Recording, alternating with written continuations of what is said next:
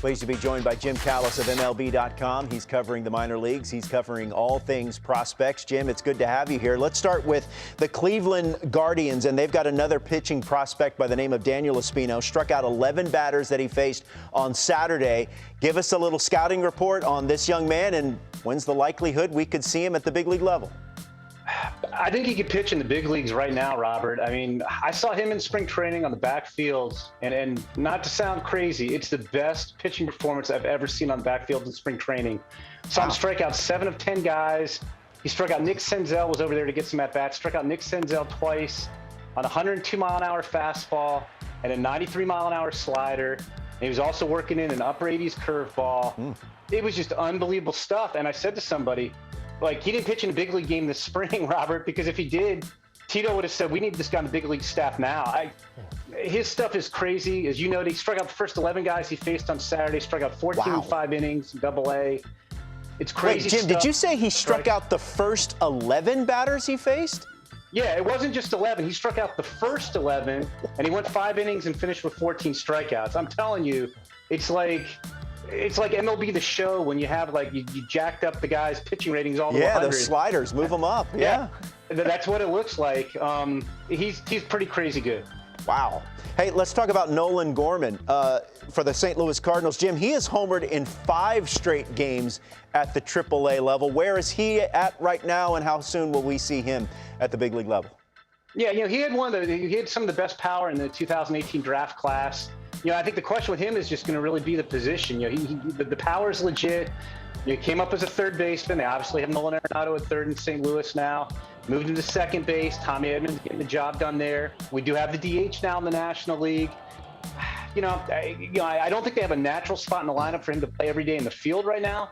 But if he keeps hitting like this, then I think we're going to see him sooner rather than later, and they're going to have to make room for the bat because the power is very real with Nolan Gorman.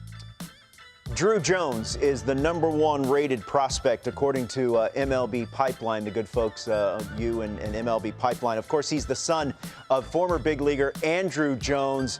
Just how good is this young man, and what's the ceiling for him? Yeah, I mean, this may sound a little bit cliche, Robert, but like, he reminds me of his dad. I saw him for the first time when I broadcast with Scott Braun and Harold. We did the high school all-star game last year in Denver. And he looks kind of like what you imagined his dad did at that age. I mean, he's well above average runner, well above average center fielder, well above average arm. He can really hit. He's got big power. He's been more selective, better at bats this spring. He's got a chance to be at least plus tools across the board. And again, I mean, his dad was a great player. His dad's a borderline Hall of Famer, and it's the same kind of tools. I mean, I'm not going to say he's going to win 10 Gold Gloves like his dad did, but I think he's going to win multiple Gold Gloves and hit a bunch of home runs. He's really, really good. He's the clear #1 prospect in the draft right now, Robert. It's not like he's one of these once in a generation guys. And he's head and shoulders above everybody, but he's the consensus #1 prospect as of right now. Well, Jim, if Drew Jones is the best high school player in the country, who's the best college player? That would be Brooks Lee at Cal Poly, and he's got some bloodlines too. His dad, Larry, is the head coach of the Mustangs. And Brooks, this guy is a guy who could have been a first-round pick out of high school had he wanted to, but he wanted to go play for his dad, so he turned down some offers. And he's a switch hitter. He barrels the ball so consistently. He's going to hit for high average. I think this is one of these guys who, he plays in not a forgiving home park. He's going to have more power when he gets to next level. It could be a 20, 25 home run guy with a high average. Just, he does not swing and miss very often. He hits the ball hard all the time. Maybe we'll see. There's some question. Is he a shortstop? Is he more of a second baseman? You'd like him to stay at short, but I think the bat's going to play big no matter where he goes.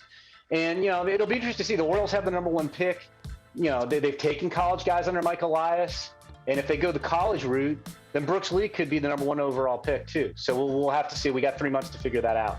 Yeah, be sure to follow MLB.com, MLB Pipeline, as they get you set for the upcoming Major League Baseball draft this summer. Jim, always good to catch up with you, man. We appreciate the time. Thank you. Yeah, thank you, Robert. Take care.